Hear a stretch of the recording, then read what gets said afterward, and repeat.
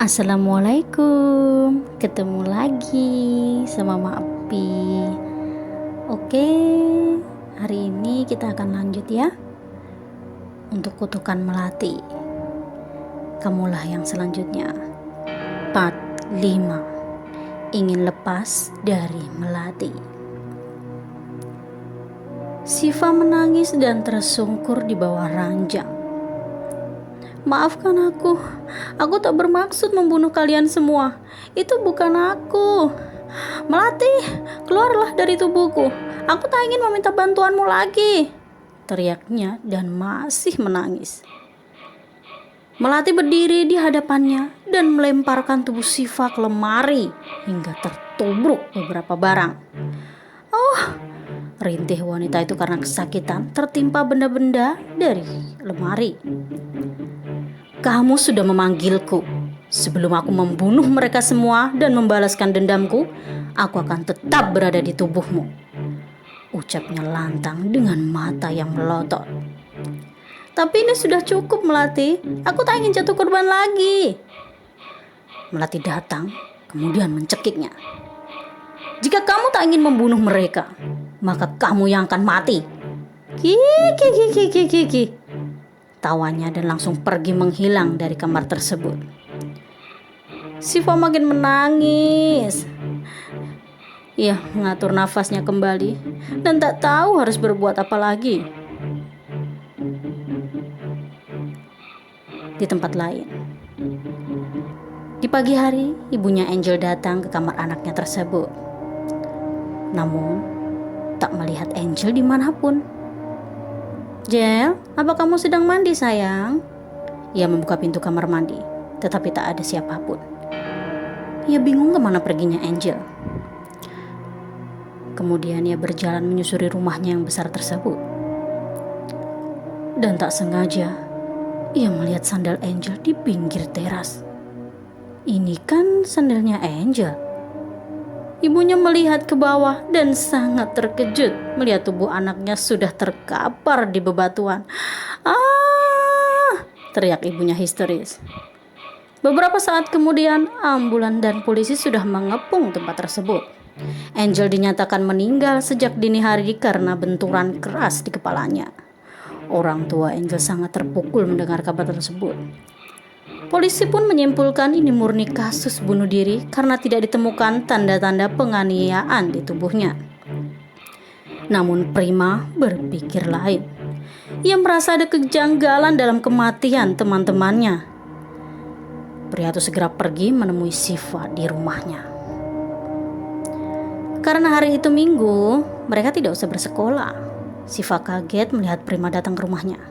Ngapain kamu kesini, Prim? Cepat pergi, aku bilang, tinggalin rumahku, bentak wanita berambut hitam pekat tersebut. Aku ingin kita bicara, Fa, ucap Prima dengan tegas. Gak ada yang perlu dibicarain. Kalau kamu mau selamat, cepat pergi dari sini, usir Siva dan mendorong tubuh pria yang pernah disukainya itu. Prima tak sengaja melihat sesosok tubuh berseragam SMA berdiri di dalam rumah Siva. Itu siapa, Pak? Yang pakai baju seragam, ucap Prima tiba-tiba. Siva kaget karena Melati tiba-tiba datang. Cepat pergi, kataku, bentak Siva makin keras dan Prima pun berjalan keluar. Melati menggoyangkan kepalanya dan langsung masuk ke tubuh Siva. Prima, panggilnya lirih. Apalagi, Fa? Tanya Prima yang sudah sampai di depan pagar rumah bernuansa Jawa tersebut. Maukah kamu minum teh sebentar? Siva berjalan mendekatinya. Bukannya kamu tadi yang ngusir aku? Prima tampak heran. Siva menarik tangan Prima dan menggiringnya masuk ke rumah. Aku tadi bercanda kok, ujar wanita itu sembari terkekeh. Aneh kamu, Fa. Prima duduk di sebuah kursi kayu dan Siva membuatkan teh untuknya. Kenapa kamu kesini, Prim? Tanya Siva seraya menyuguhkan segelas teh untuknya. Aku hanya penasaran kenapa teman-temanku meninggal secara beruntun, keluh Prima dan meneguk teh dari wanita tersebut. Siva mendekatinya seraya meraba-raba tubuh Prima.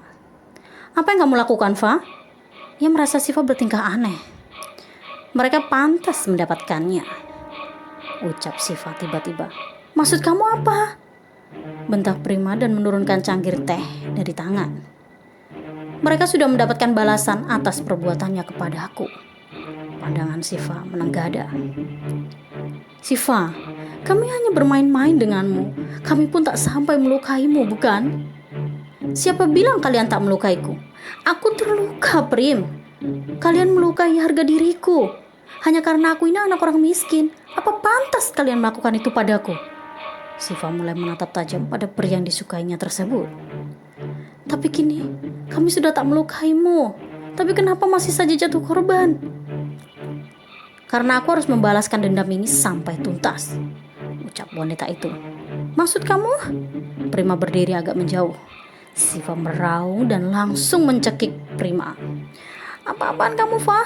Lepasin. Oh, rintih pria itu menahan cekikan Siva yang begitu kuat. Kamu juga harus mati seperti yang lainnya, teriaknya dan berubah wajah menjadi Melati. Tidak, Melati, lepasin dia. Dia nggak bersalah, ucap Siva dalam dirinya. Bukannya dia juga ikut melukaimu selama ini? Itu tidak benar. Prima selalu menolongku saat aku dikerjai teman-temannya. Bukannya kamu juga sudah lama menyukainya? Tapi dia tak pernah menganggapmu. Itu tak ada sangkut pautnya dengan semua ini. Lepasin dia, Melati, aku mohon, rintih Siva.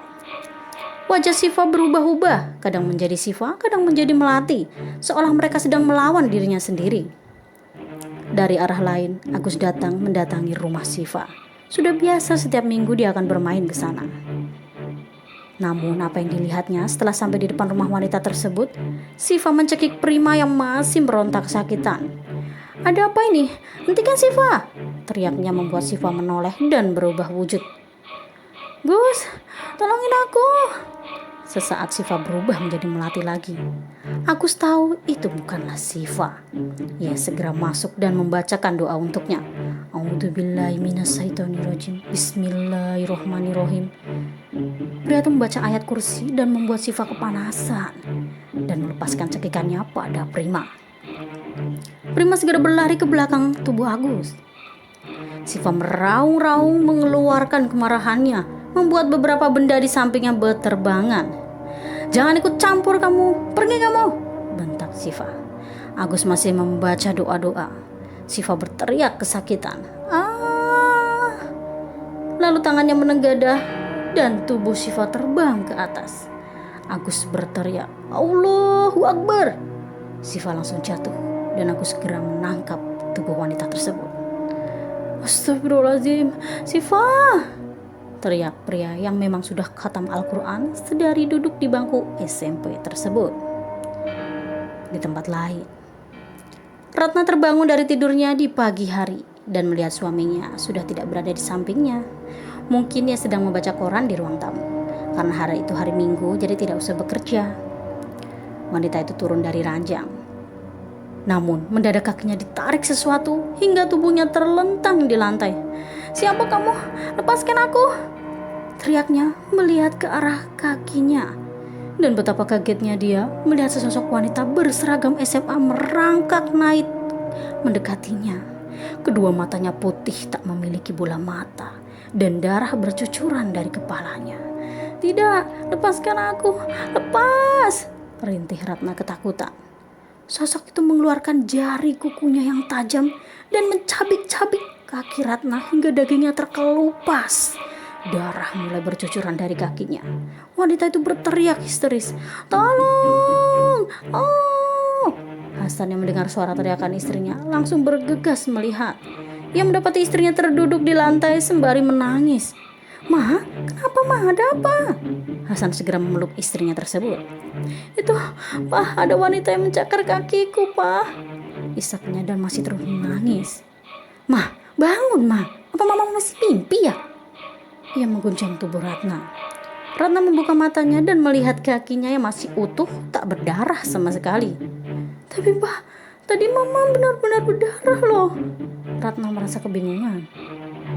Hasan memeluk wanita yang sudah dicintainya selama 10 tahun itu. Mama pasti mimpi buruk lagi.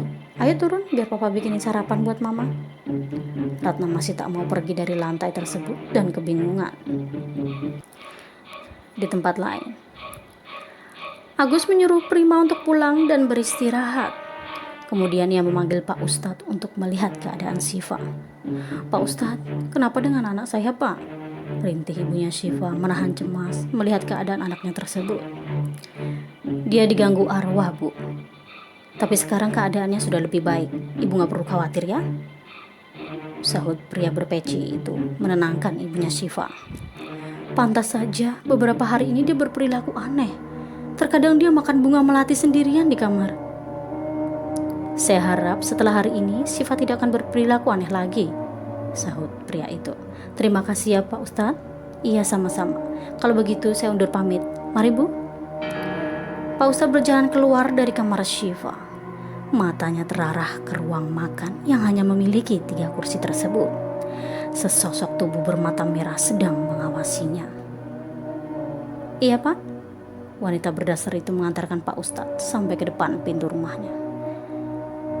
Di luar rumah Syifa, Pak Ustadz yakin Syifa akan baik-baik saja. Agus masih cemas dengan keadaan temannya tersebut. Arwah yang ada di tubuhnya Syifa memiliki dendam pada manusia. Dia masih membutuhkan tubuh Syifa untuk membalaskan dendamnya. Lalu apa yang harus kita lakukan sekarang Pak Ustadz? Tanya Agus. Kita harus menunggu sampai arwah itu masuk ke tubuh Syifa lagi. Dari situ baru aku bisa memusnahkannya. Lalu kapan arwah itu akan masuk lagi ke tubuh Syifa Pak Ustadz? Agus makin penasaran. Kurasa malam ini arwah itu akan membalaskan dendamnya. Kita harus berjaga-jaga di sini Gus. Kalau gitu kita tunggu di mobil saya aja Pak, pinta Agus. Baiklah. Mereka berdua masuk ke mobil dan menunggu di depan rumah Syifa. Jangan lupa like, share, dan subscribe. Tunggu kelanjutan selanjutnya ya. Terima kasih. Assalamualaikum.